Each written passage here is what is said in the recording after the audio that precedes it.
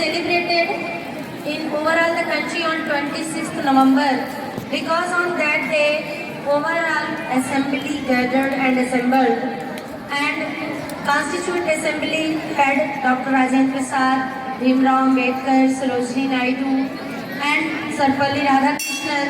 Everyone gathered and made for rule and regulation of the largest country, how will maintain and how it will run without discipline. So for maintenance of peace and law and order is very important.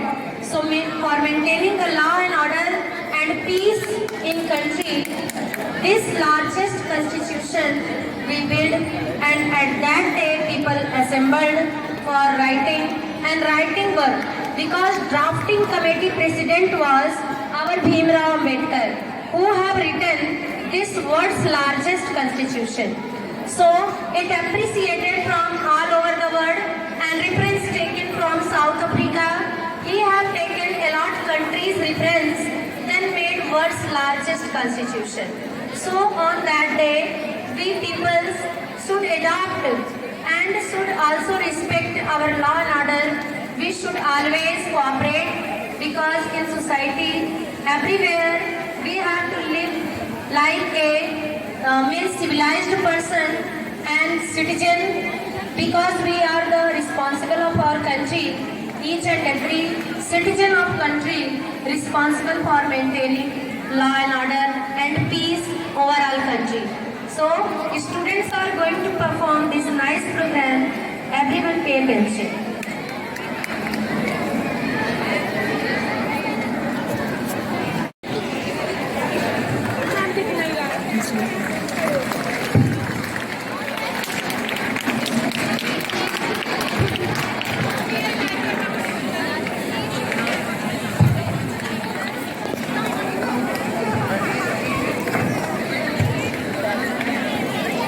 माननीय सदस्यगण,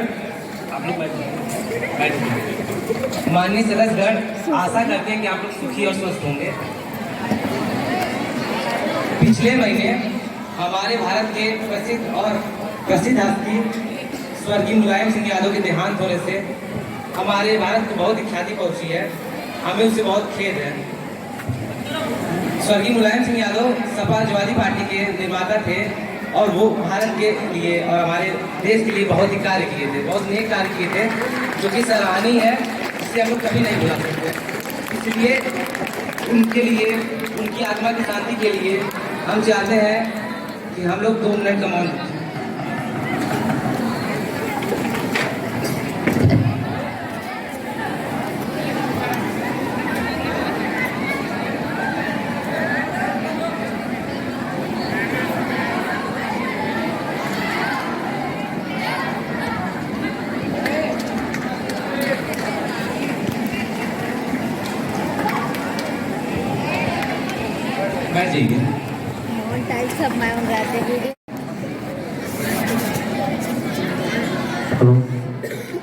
सभापति महोदय, मैं आपका आभारी हूँ कि आपने मुझे सदन में इतना महत्वपूर्ण मौका दिया कि मैं अपने देश के उन्नति के लिए किसी टॉपिक को इस सदन में उठाऊँ।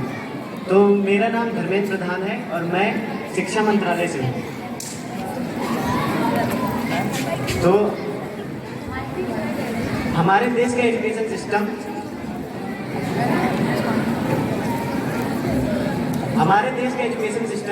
हम सभी जानते हैं कि कितना टूट चुका है। हमारे देश का एजुकेशन सिस्टम हम सभी जानते हैं कि कितना टूट चुका है। हमें यहाँ पर यही सिखाया जाता है कि आंखें बंद करके रट्टा मारो, और रट्टा मार के बस नंबर ले आओ, और वही नंबर उनके फ्यूचर को डिसाइड करते हैं, और उन्हीं नंबर से बच्चे आगे बढ़ते हैं, और ये नहीं पता चलता कि उनके अंदर कितनी क्रिएटिविटी है। तो और ये नंबर लाने का क्राइटेरिया जो है, ये नॉलेज को नहीं देता। नॉलेज बढ़े या ना बढ़े, खाली नंबर लाने से बच्चे आगे नहीं जाते। सबसे बड़ी बात ये है कि गवर्नमेंट स्कूलों में इंग्लिश क्लास 1 से लेकर क्लास 12 तक पढ़ाई जाती है, क्योंकि 12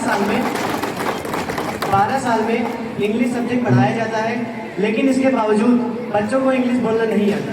और वहीं पर एक 5 साल का बच्चा 1 साल में इंग्लिश बेटा बोलना आप सीख ऑफिस जाता में है। जाओ स्वेटर और ट्रैक सूट लेने के लिए। स्ट्रक्चर के बारे में बात करेंगे जिसके 4 स्टेजेस हैं। पहला स्टेज फंडामेंटल स्टेज, जिसको हम फाउंडेशन स्टेज भी बोलते हैं, जिसमें 3 से 4 साल के बच्चों को डिफरेंट एक्टिविटीज सिखाई जाएगी। और दूसरा स्टेज प्रिपरेटरी स्टेज, इसमें क्लास 1 से लेकर 2 तक के बच्चों को इंटरेक्टिव क्लासरूम लर्निंग कराई जाएगी और उनके एग्जाम्स भी नहीं होंगे। ये सबसे बड़ी बात है क्योंकि हमारे बच्चों में जैसे कि नर्सरी से लेकर क्लास 2 तक इन बच्चों को एग्जाम का प्रेशर डाल दिया जाता है, जिससे ये बच्चे कुछ सीखते ही नहीं, ना खेलना जानते हैं, ना क्रिएटिविटी सीखते हैं, बस रट्टाफिकेशन चालू कर देते हैं। तो इन सबको दूर करने के लिए ये प्रिपरेटरी स्टेज बनाया गया है, जिसमें क्लास 1 से लेकर 2 तक के बच्चे इंटरेक्टिव क्लासरूम लर्निंग और एग्जाम, ये दोनों इंटरेक्टिव क्लासरूम लर्निंग कराई जाएगी और एग्जाम उनके नहीं। और तीसरा स्टेज सेकेंडरी मिडिल स्टेज, इस स्टेज में क्लास 6 से लेकर 8 तक के बच्चों को सब्जेक्ट के एक्सपेरिमेंटल लर्निंग सिखाए जाएंगे। तो इसमें भी आप देख सकते हैं जो कि मिडिल स्टेज है, इसमें भी रट्टाफिकेशन का कोई भी जिक्र नहीं है। मतलब कि अगर बच्चे पढ़ेंगे भी तो एक्सपेरिमेंटल लर्निंग उनको सिखाई जाएगी। और चौथा स्टेज जो कि बहुत ही महत्वपूर्ण स्टेज है वो है सेकेंडरी स्टेज। इसमें क्लास 9 से लेकर 12 तक के बच्चों को क्रिटिकल थिंकिंग, फ्लेक्सिबिलिटी, क्रिएटिविटी भी सिखाई जाएगी और बोर्ड का प्रेशर कम कर दिया जाएगा। इसका मतलब नंबर ही नहीं महत्वपूर्ण है, हमारे अंदर क्रिएटिविटी कितना है ये भी देखा जाएगा। और आफ्टर क्लास 12 मतलब क्लास 12 के बाद जो बदलाव न्यू एजुकेशन पॉलिसी लाएगा वो इस प्रकार है। न्यू एजुकेशन पॉलिसीज के तहत मल्टीपल एंट्री एग्जिट प्रोग्राम भी लागू होंगे, जिसमें बच्चे किसी भी डिग्री को कहीं भी यूटिलाइज कर सकते हैं।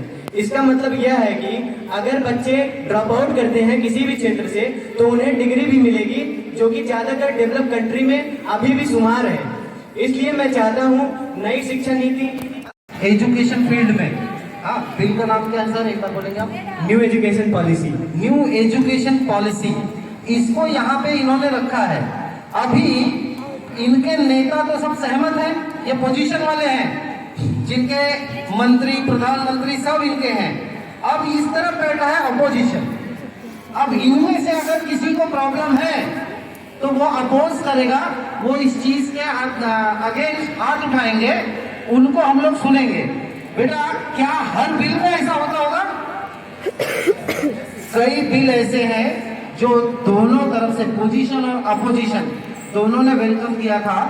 मैं एक बिल याद दिलाता हूँ आपको, निर्भया हत्याकांड हुआ था, पता है आपको? Yes sir. निर्भया का जो बिल बना था वो दोनों सदनों में सर्वसम्मति से पारित हो गया था, समझे? तो इसमें देखते हैं किसी को अगर उसमें ये है प्रत्यक्षेप है तो अपोजिशन हाथ उठाएगा और आकर बोलेगा। आप अपोजिशन से आम आदमी पार्टी से कैंडिडेट खड़े हैं, वो कुछ बोलना चाहते हैं।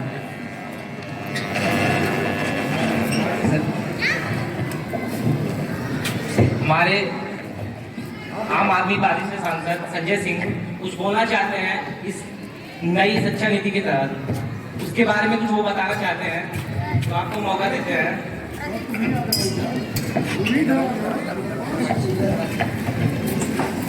बहुत बहुत धन्यवाद महोदय, आपने बोलने का मुझे मौका दिया। जैसे धर्मेंद्र प्रधान जी ने कहा कि न्यू एजुकेशन पॉलिसी से ये लाभ है, बहुत लाभ ने चार बताया। तो ये अगर रोजगार ही नहीं रहेगा तो न्यू एजुकेशन पॉलिसी का नियम क्या होगा? कुछ नहीं होगा। आप देख रहे हैं रोजगार किस हिसाब से, बेरोजगारी किस हिसाब से फैली हुई है। आप जब बच्चा पढ़ ले, डिग्री PhD MBBS सारी डिग्री है उसके पास हो जाएगी, जब उसको नौकरी ही नहीं मिलेगी, डॉक्टरी का वो जॉब नहीं पाएगा। हॉस्पिटल में आप देख लीजिए, आप उत्तर प्रदेश बिहार में चले जाइए, बहुत से ऐसे हॉस्पिटल जहाँ डॉक्टर बैठते ही नहीं, और बहुत सारे ऐसे स्कूल हैं जहाँ पर प्राइमरी टीचर नहीं आते। आप एजुकेशन की बात करते हैं तो एजुकेशन की आप दिशा देख लीजिए। उत्तर प्रदेश, आप नॉर्थ इंडिया की बात कर लीजिए, मध्य प्रदेश, उत्तर प्रदेश में आप देख सकते हैं किस हिसाब से चल रहा है एजुकेशन पॉलिसी। आप सबको यहाँ पता होगा, उनको भी पता होगा, इनको भी पता होगा। बेरोजगारी, देश को बढ़ावा देने का मेन मुद्दा होता है एजुकेशन। अगर आप एजुकेशन पे ज्यादा मुद्दा देंगे, ज्यादा प्रेशर देंगे तो एजुकेशन बढ़ेगा और देश को उन्नति होगी। इसी सदन में राम मनोहर लोहिया जी ने एक बात कही थी जवाहरलाल नेहरू से कि अगर देश को विकास करना है तो किसानों और एजुकेशन पे दो चीजों पर ज्यादा श्रेय देना पड़ेगा, ज्यादा प्यार देना पड़ेगा, दोनों चीजों पर देना चाहिए। आज हमारा किसान भी पीड़ित है और एजुकेशन में जो बच्चे तैयारी कर रहे हैं वो भी पीड़ित है। अभी अग्निवीर की जो आई थी मिशन जो लागू हुआ है उसकी वजह से उसके कितने हजारों लोग, बहुत से स्टूडेंट पिटाई उनकी हुई, बहुत लोग अभी तक जेल में हैं। इसके ऊपर से मैं बता दूं 4 साल जब बच्चा नौकरी कर लेगा 4 साल बाद वो क्या करेगा आप बताएं जरा। है कुछ नहीं है, कुछ नहीं कर पाएगा बच्चे कि टैलेंटेड बच्चा 4 साल नौकरी करके कहाँ जाएगा, क्या करेगा वो बच्चा। अब किसान की भी बात कर लीजिए, किसान और एजुकेशन पर हम दोनों तरफ ध्यान नहीं देते। हम डिजिटल इंडिया की बात कर देते हैं, स्वच्छ भारत अभियान की बात, अच्छी बात करिए, बहुत अच्छा, हम खुद सपोर्ट करते हैं, आप सबका सपोर्ट कर रहे हैं, एजुकेशन की भी सपोर्ट कर रहे हैं। आप किसान की बात क्यों नहीं करते, आप डिजिटल इंडिया की बात कर रहे हैं, एजुकेशन की बात कर रहे हैं, आप किसान के ऊपर ध्यान दीजिए। किसान किस हिस्से में जा रहा है, कहाँ जा रहा है किसान। आज बंगाल का किसान चावल लेकर अपना धान लेकर पड़ा हुआ, उसको सही लागत उसको नहीं मिल पा रहा है। महाराष्ट्र उत्तर प्रदेश का किसान, एजुकेशन की बात कर रहा हूँ, एजुकेशन जब रोजगार ही नहीं, राष्ट्रपति जी हम चाहते हैं कि आप पहले मर्यादा बनाए रखिए यहाँ का। हम रोजगार जब रोजगार ही नहीं रहेगा तो एजुकेशन का क्या मतलब। आप 12th तक पास कर लीजिए के बाद जो अभी आपको नहीं मिलेगा, सांसद का मर्यादा बनाए रखिए, सांसद का मर्यादा बनाए रखिए, सांसद का मर्यादा भंग मत करिए आप लोग। आपको जब जॉब ही नहीं मिलेगा तो क्या करेंगे। अब एजुकेशन पॉलिसी लेकर आप 12th पास कीजिए, BA MA कर लीजिए, जब आपको जॉब ही नहीं मिलेगा तो आप क्या करेंगे। आप बैठ के ताली बजाएंगे यहाँ पर पार्लियामेंट में, क्या करेंगे, क्या करेंगे।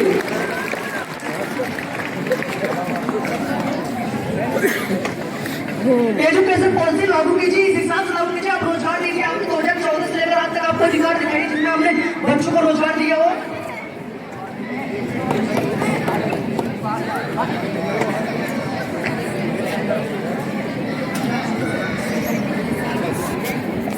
Thank you. अगर मेरी बातों से आप सहमत हैं तो इस चीज पे किसानों और युवकों के रोजगार पर ध्यान दीजिए। हम बाकी सदस्यों से चाहते हैं कि अपनी भी राय रखिए, इस पक्ष में अपनी भी राय रखिए, हम बाकी सदस्यों से चाहते हैं।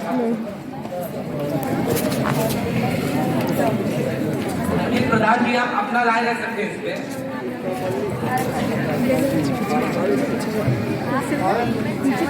सुब्रमण्यम जयशंकर जी अपना विचार रखना चाहते हैं, हम इनका भी सुनेंगे, इनका भी विचार सुनेंगे, इनका फैसला होगा। हेलो, माननीय अध्यक्ष महोदय जी से मैं निवेदन करूंगा कि हमें भी अपना विचार रखने का मौका दिया जाए। तो हम ये कहना चाहेंगे हमारे सांसद महोदय श्री संजय सिंह जी को, हम ये बताना चाहेंगे कि ये हमें बताएंगे कि रोजगार कैसे मिलता है, जो कि दारू में पैसे का घोटाला करके और न्यूयॉर्क टाइम्स में दिखाते हैं हमारा सबसे अच्छा शिक्षा नीति है।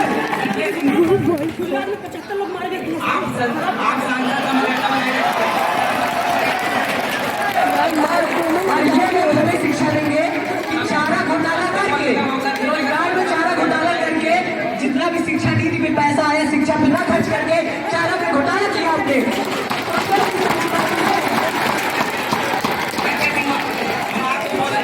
हम आपको बोलने का मौका दिए, आप हम आपको बोले। पंजाब में आपकी सरकार है, पराली से सबसे ज्यादा प्रदूषण हो रहा है, उसमें आप क्या कहेंगे।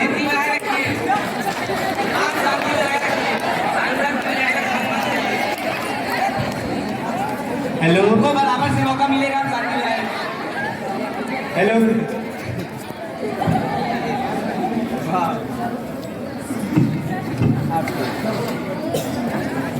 इन्होंने शराब घोटाले की बात की, 75 लोग मारे गए अभी 3 महीने पहले गुजरात में आप ही की सरकार है। आप एजुकेशन की बात करते हैं, दिल्ली मॉडल जाकर देख लीजिए, स्कूल इतने बेहतर बने हुए हैं आपसे बेहतर, और आप स्कूल में बच्चों को पढ़ाई करने के लिए टीचर नहीं उपस्थित होते। हमें गुजरात में अभी देख पा रहा हूँ। आप जैसे कि आप कह रहे हैं कि 75 लोग मारे गए, क्या जो जिसकी गलती से उसे मिली कि नहीं सजा, सजा मिली कि नहीं, सजा आपको होना चाहिए कि जो उसका कॉन्ट्रैक्टर है वो जेल में है। ये है बीजेपी भाजपा सरकार। 75 लोग मारे जा रहे हैं, अभी तक लोग थाम नहीं हुआ, आप भी वहाँ पर नस्ली शराबें बनाई जा रही है। मानी बात, आप एजुकेशन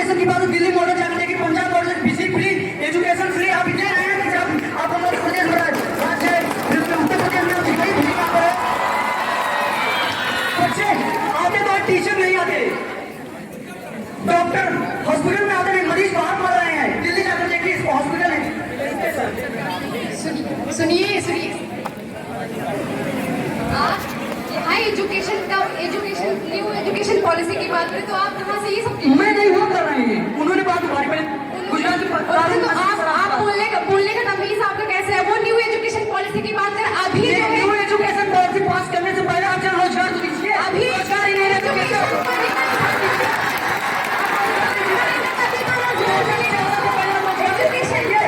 आप मेरी बात सुनिए पहले। एजुकेशन पढ़ेगा इंसान तभी तो रोजगार भी कर पाएगा।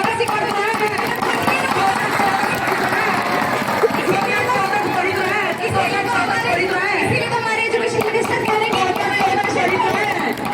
न्यू एजुकेशन एजुकेशन मिनिस्टर इसीलिए तो कह रहे हैं न्यू एजुकेशन पॉलिसी होगी तो लोग पढ़ेंगे तभी ना रोजगार होगा। रोजगार शिक्षा के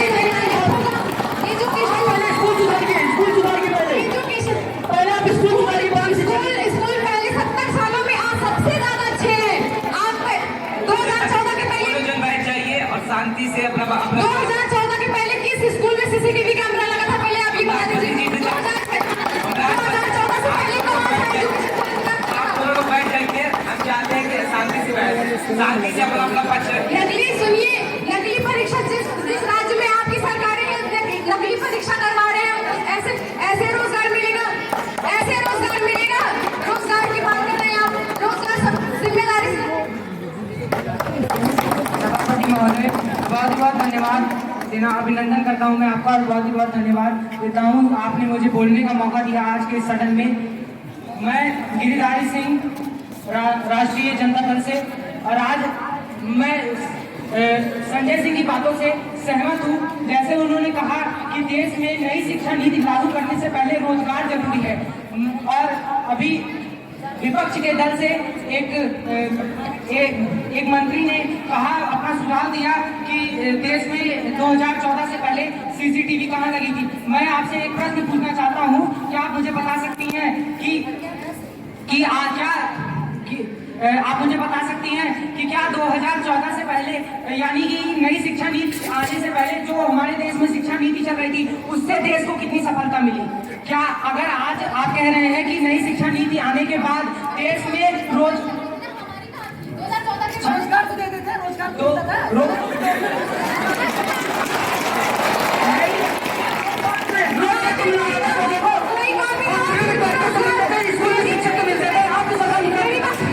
सुनो पहले, मेरिट के बेसिस पे रोजगार मिलेगा वो अच्छा है, उससे देश आगे बढ़ेगा। मेरिट के बेसिस पे अभी भी पुलिस में कितनी नौकरियां मेरिट पे मिली है। ऐसे बस एजुकेशन के लिए वो बोल दिए तो आप कह रहे हैं कि पहले रोजगार दीजिए। मेरिट पे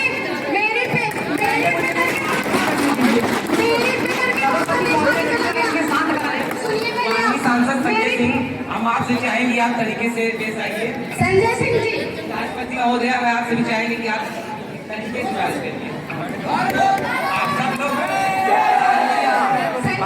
सांसद का मर्यादा बनाए रखिए, सांसद का मर्यादा भंग मत करिए। हमारे पूर्वजों ने बहुत ही मेहनत और बहुत ही लगन से इस सांसद को बनाया है, और हम चाहेंगे कि यहाँ की मर्यादा दूसरे भंग ना हो। सुनिए, आप कह रहे हैं मेरिट के बेसिस पे ही दे, लेकिन जॉब दे तो कौन सा देश वहां से आगे चला गया था? अभी जितना इंडिया का वैल्यू है, अभी मेरिट के बेसिस पे दिया जाए।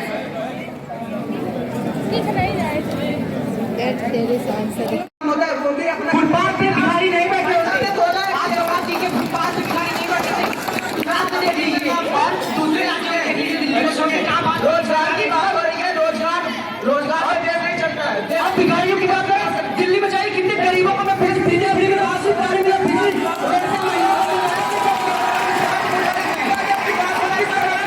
ऐसे नहीं हो रहा। व्यक्ति का विकास से ही रोजगार बढ़ता है। एजुकेशन से विकास होता है, किसी नहीं होता। एजुकेशन आपके पास अगर एजुकेशन से क्यों ना विकास होता है? एजुकेशन रोजगार में नहीं होता है। आपके सरकार जब से आई है, एजुकेशन और रोजगार पर सबसे ज्यादा इफेक्ट पड़ा हुआ है, बेरोजगारी बढ़ी हुई है। माननीय धन्यवाद मुझे देने के लिए। तो मैं आपको बताना चाहूंगा कि एनईपी जो है न्यू एजुकेशनल पॉलिसी, वो सिर्फ हमारे नॉलेज के बेसिस पे हो रही है, क्योंकि किसी ने कहा था कि पढ़ेगा लिखेगा तो बनेगा नवाब, और खेलेगा कूदेगा तो बनेगा खिलाफ। मान्यवर में क्या बात है, खेलेगा कूदेगा होगा क्या? सचिन तेंदुलकर गलत है? सुनिए,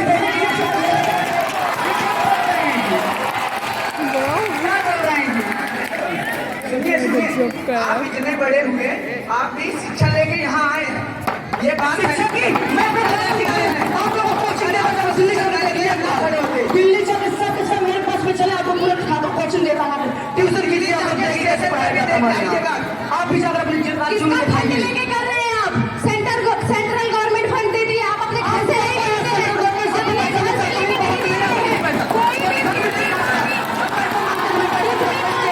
पहले बिजली पानी शिक्षा आप अपने घर से पैसा ला के नहीं दे रहे हैं।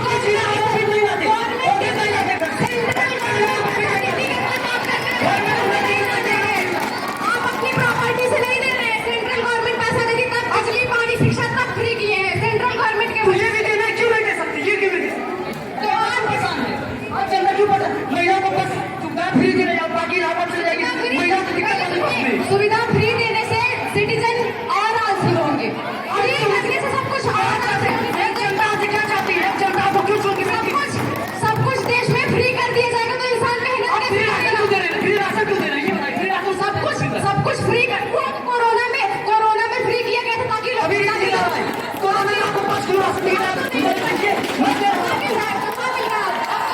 मैं 5 किलो राशन आपको दे रहा हूं गुजारा कीजिए एक महीना करेंगी पहले सुनिए करेंगी मैं दे रहा हूं 5 किलो राशन क्या करेंगी पहले सुनिए इसलिए दिया जा रहा है ताकि कोई भूखा ना मरे कोरोना के टाइम भूखा न मरे उतना गंगा की नदी पर किनारे जितनी राशि पड़ी है भूखा नहीं मरे कौन मरे वो लोग की बात करें आप वो लोग कौन है आप किनारे रास्ते में लोग कौन है हॉस्पिटल की किनारे मोबाइल आप घोषित कर दीजिए पहले आप सुनिए बिजली पानी शिक्षा फ्री करने से सब कुछ अच्छा हो जाएगा देश आगे बढ़ेगा इससे।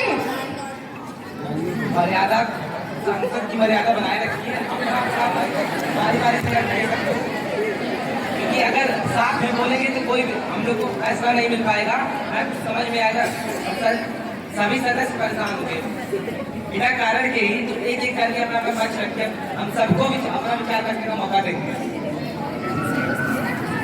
मैं सबसे पहले अपनी बात को पूरा करना चाहता हूँ। क्या आप बताइए आप आज नई शिक्षा नीति के लागू होने से पहले जो हमारे देश में शिक्षा नीति थी उससे हमारे देश को कितना लाभ हुआ, उससे जो गरीब और पिछड़े वर्ग के बच्चे हैं उनको कितना लाभ हुआ। अरे भाई शांत रहिए, इसीलिए तो नई शिक्षा नीति लाई गई। आपको ये नहीं होता कि नई शिक्षा नीति किस लिए लाई गई है, गरीब भी पढ़ सके अमीर भी पढ़ सके, दोनों एक बराबर होके पढ़े। हम पुरानी शिक्षा नीति के हिसाब से मुगलों के बारे में पढ़ते थे, उनके बारे में पढ़ के हमने क्या उखाड़ा है। अगर हम आज क्रिएटिव थिंकिंग के बारे में पढ़ेंगे तो उससे हमें फायदा है कि मुगलों के बारे में पढ़ने से उसमें फायदा है। अरे मैं देश के बारे में खा रहे हैं देश के बारे में पढ़ पढ़ा के हमारी इलाहाबाद के बच्चे अगली फिल्म कितने लोग मारे गए अभी जो पढ़ाया गया है उसी वजह से दिमाग में बच्चों के दिमाग में ये सब घुसता है। लेकिन अगर आज हम क्रिएटिव थिंकिंग के बारे में पढ़ेंगे तो इससे हमारे दिमाग में खुद से क्रिएटिविटी बढ़ेगी। मैं भड़का रहा हूं अगर हम क्रिएटिविटी खुद ही करेंगे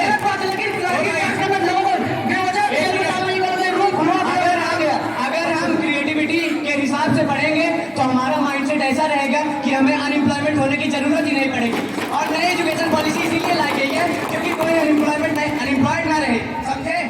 और कोई डाउट है तो पूछ सकते हैं आप।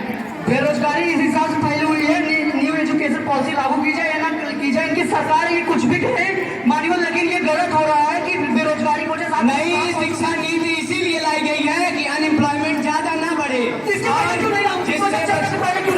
हमारी सरकार आई है और हम अभी लगा रहे हैं नई शिक्षा नीति। इसके पहले आप लोग थे तो आप लोग अपना ध्यान दीजिए। बहकावा है, ये विपक्ष का खाली बहकावा है। आप लोग पागल हो चुके हैं जो कि बच्चों को नई शिक्षा से वंचित करना चाहते हैं। आप लोग सब पागल हैं क्योंकि आप बच्चों को नई शिक्षा से वंचित करना चाहते हैं। आप खुद ही नहीं चाहते कि बच्चे पढ़ें क्योंकि आप लोग इस सत्ता में बने रहे, यही आप लोग चाहते हैं। इसलिए आप नहीं चाहते कि नई शिक्षा नीति आए और आप जैसे गवार लोग यहाँ बैठे रहे, सदन में बैठे और हमारे खिलाफ बोले। अगर आपको अब भी कोई दिक्कत है तो आप पूछ सकते हैं, क्लियर करते हैं। धर्मेंद्र प्रधान जी हम आपसे आग्रह करेंगे कि अपने शब्द पर आप लगाम लगाइए, हमें क्षमा कीजिएगा, सही लेकिन शब्दों का प्रयोग करिए। हमें क्षमा करिए। मर्यादा भंग हो रहा है। संसद का हमारे संसद में यहाँ देश भर के सबसे बड़े बड़े और सबसे एजुकेटेड, सबसे पढ़े लिखे आदमी हैं, सबसे ऐसे आदमी हमारे देश में बैठे हैं जो पूरे अपने सोसाइटी को रिप्रेजेंट करते हैं। तो अगर आप ही लोग ऐसे पेश आएंगे तो हमारा देश का इज्जत रह जाएगी। तो आप लोग अच्छे से पेश आइए, अपने शब्द पर लगाम दीजिए। Member of Parliament to this significant bill that should be taken sometime before to define our education system and to maintain its current possible. And sir, firstly you try to understand the importance of bill, then oppose it. Tech skills will encourage a student to think about what's possible, not what I've done before. समझ रहे हैं अच्छी तरह जिस बात को आप बोल रही हैं। Just try to listen the importance. Firstly you understand the importance of the then oppose it. अंग्रेजी में जो बोल रहे हैं कि किसानों का नाम है, रोजगार का नाम है, इसमें कुछ है ही नहीं है। सुनिए अंग्रेजी में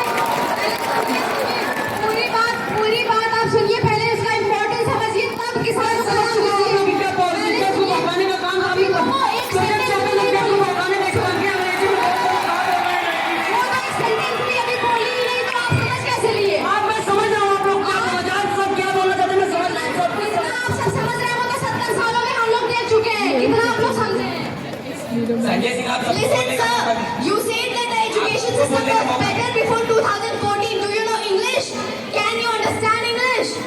Firstly, try to understand that what I'm saying. So, I'm going to explain the importance of this bill through some points. That first is, multiple studies show most jobs require technology skills. No matter which career kids choose, those roles will inevitably require some tech skills. Okay, did you understand?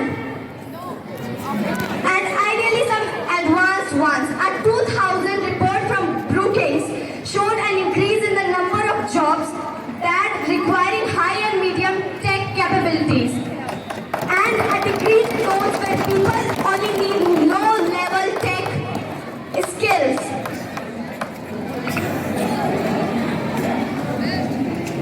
मान्यवर इन्होंने अंग्रेजी में कौन कौन सा शब्द बोला मैंने कुछ समझा ही नहीं। ये क्या बोल रहे हैं? सही बात है भाई, सही बात है।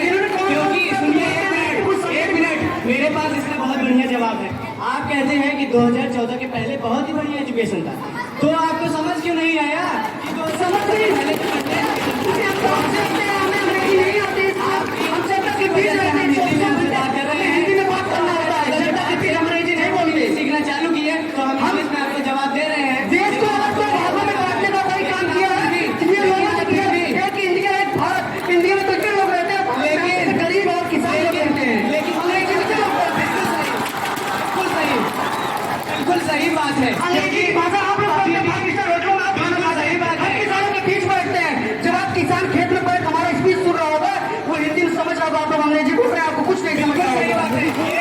अभी भी आगे नहीं बढ़ना चाहिए, ये की बात कर रहे हैं।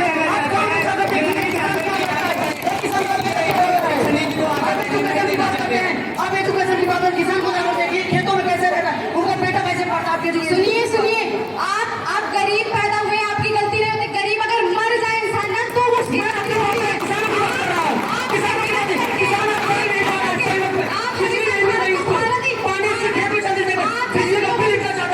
मेरी बात सुनिए, अभी कुछ बोलते ही रहते, पहले सुन तो लीजिए। भारत को हमेशा भारत ही रहने दीजिए। अमेरिका डेवलप करा, अमेरिका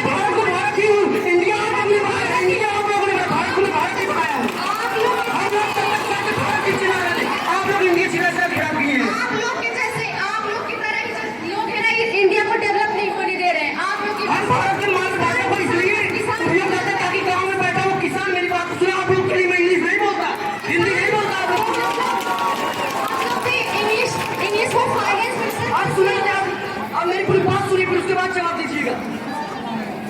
इंग्लिश शिक्षक की मैंने गाँव की स्कूल जाकर देखी, आप किसी कॉन्वेंट स्कूल से जाइए, गरीब अपने बच्चों को नहीं पढ़ा सकता। आप देखना चाहती है हर एक इंसान आजकल इंग्लिश मीडियम में ही अपने बच्चों का एडमिशन बताइए उसको किस तरह से बेटा कौन सा हर एक कोई इंग्लिश किसान का बेटा लंदन में जाकर पढ़ रहा है, आपका बेटा पढ़ रहा है, आपके घर का बेटा पढ़ रहा है, किसान का भी सुसाइड कर रहा है, पिछले साइड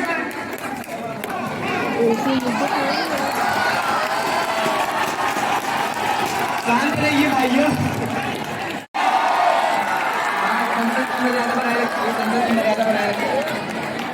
नमस्कार। मंत्रिमंडल में मेरे सहयोगी धर्मेंद्र प्रधान जी, राष्ट्रीय शिक्षा नीति में बहुत महत्वपूर्ण भूमिका निभाने वाले देश के जाने माने वैज्ञानिक, इस सम्मेलन में भाग ले रहे वाइस चांसलर, अन्य शिक्षा मंत्री, सभी महानुभाव, आप सभी का बहुत बहुत अभिनंदन। नई शिक्षा नीति के संदर्भ में आज का बिल बहुत ही महत्वपूर्ण है। इसके लिए हमने 3-4 साल से सतत प्रयास किया है। हम सब मिलकर आज लोगों की विचारधारा के लोगों में अपने व्यूज दे रहे हैं। यह डिबेट जितना ही होगा उतना ही सबको लाभ मिलेगा। जानकारी आपके हित के लिए अगर हम बताएं तो 3 से 4 साल के व्यापक विमर्श के बाद, लाखों सुझावों के बाद यह डिबेट आज किया जा रहा है। इसको ग्राउंड लेवल पर इम्प्लीमेंटेशन करना होगा।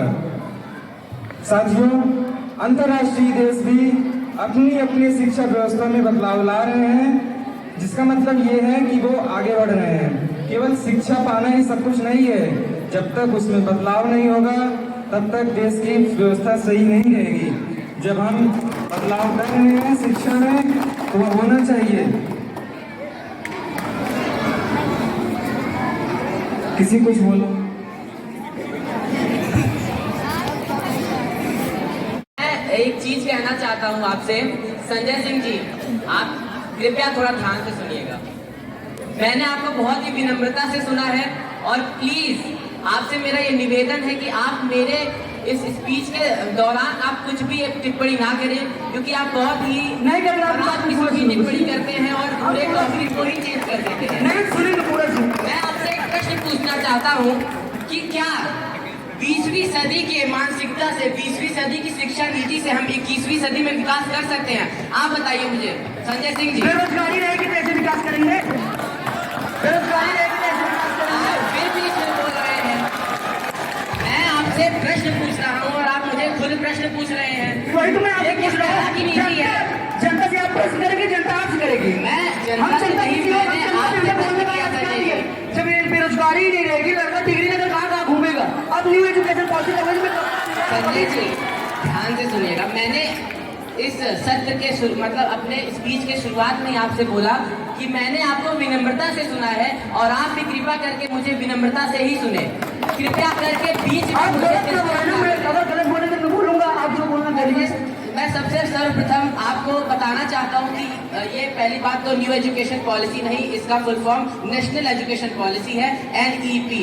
क्योंकि ये नई आई है तो आप इसमें एक्स्ट्रा न्यू जोड़ सकते हैं। आप बोल सकते हैं new national education policy. NEP का जो पूर्ण अर्थ है वो नेशनल एजुकेशन पॉलिसी है, ना कि न्यू एजुकेशन पॉलिसी। और मैं आपको इसके बारे में कुछ बताना चाहता हूँ।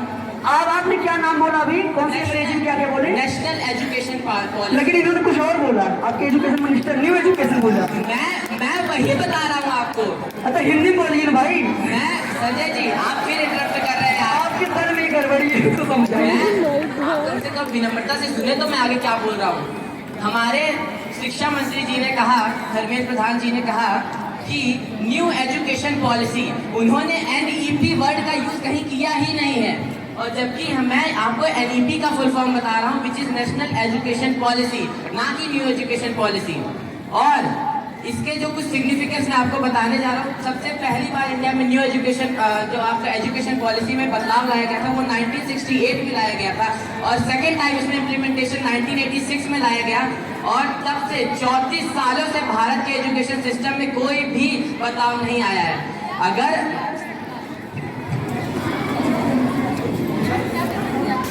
आपकी सरकार, मैं आपसे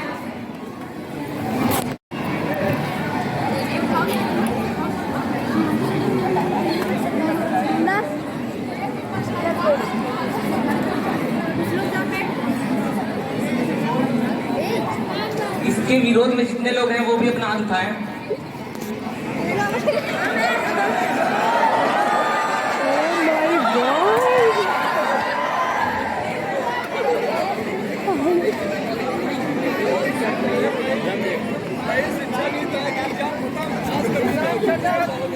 देखने पर ये प्रदर्शन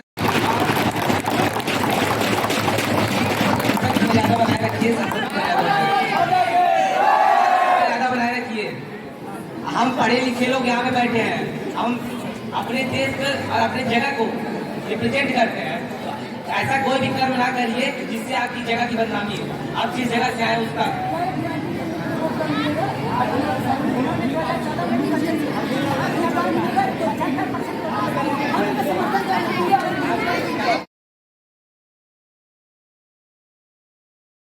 हैं जो मेरे दाहिनी तरफ बैठे हैं, पूर्ण बहुमत मिला होता है उनको, और जिनकी सरकार नहीं होती वहां पे कम सपोर्टर होते हैं बेटा, ये हमेशा से होता है। अगर यहाँ पे ज्यादा होते तो इनकी सरकार बनती, यहाँ पे ज्यादा है तो इनकी सरकार बनती। और यहाँ पर आप देख रहे हैं देश में बीजेपी की सरकार है। हम लोग एक एजुकेशन सिस्टम से जुड़े हुए हैं। We are in RLS convent school, Shahabuddinpur, Bangarkala, Sultanpur. We don't support any party, we don't support any party. जरा सा भी किसी को हम सपोर्ट नहीं करते, ना हम किसी के खिलाफ ही हैं।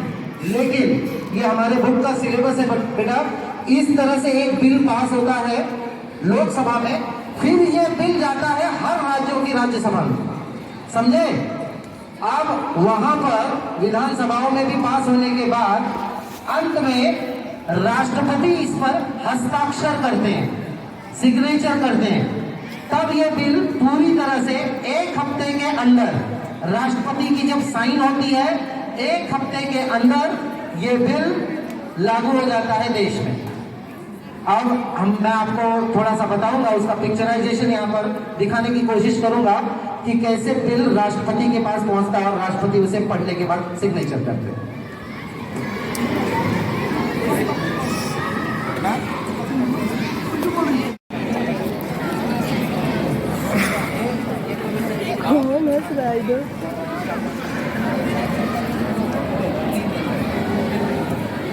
अब ये बिल लेके देखिए, रूलिंग पार्टी के leaders with prime minister, education minister, ये सब जा रहे हैं। राष्ट्रपति, हमारी राष्ट्रपति कौन है भारत की इस समय?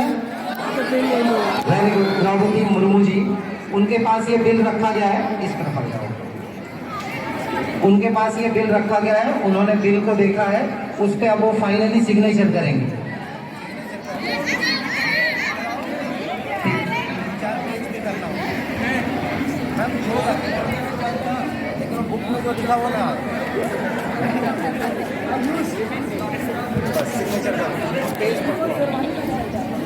ये देखिए पहले पृष्ठ पर राष्ट्रपति का सिग्नेचर, और ये NEP लागू होता हुआ दिख रहा है। दूसरे पृष्ठ पर भी हो गया है, वो पलटे। तीसरे पृष्ठ पर भी हुआ है, और ये फाइनली लास्ट सिग्नेचर हो गया है। और इस तरह भारत में NEP लागू हो गया है। इसी तरह बच्चों, एक एक बिल इतने डिबेट के बाद, इतने आरोप प्रत्यारोप के बाद पारित होता है। आप जागरूक बने, आप इस चीज को समझे, क्योंकि कल का भारत आपको चलाना है। आप जिसे चुन कर भेजेंगे वो आपका फ्यूचर डिसाइड करेगा। तो इस चीज को बराबर आप ध्यान रखिए, अपने अधिकार को समझिए। अब हम लोग इजाजत चाहते हैं। That's all from our side. Thank you so much.